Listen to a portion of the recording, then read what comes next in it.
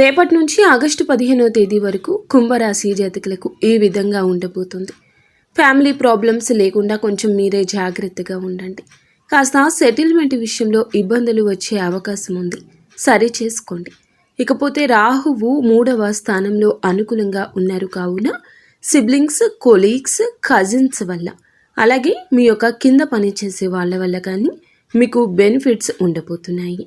9వ స్థానంలో కేతుగ్రహ సంచారం వల్ల చేతి దాకా డబ్బులు వచ్చిన అవకాశాలు వెనక్కి వెళ్ళిపోవచ్చు. కావున మాస సంచారత గ్రహాలు అయినటువంటి రవి, బుధ, కుజ, శుక్ర గ్రహాలు. రవి మీకు 9వ స్థానంలో ఉన్నారండి.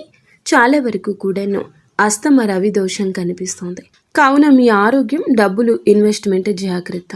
మీకు ఇంకా ఇతరత్ర ఏ సందేహం, ఏ సమస్య, ఏ ఇబ్బంది అనిపించినా ఒక్కసారి నమ్మకంతో మా గురువు గారికి ఫోన్ చేసి మాట్లాడండి.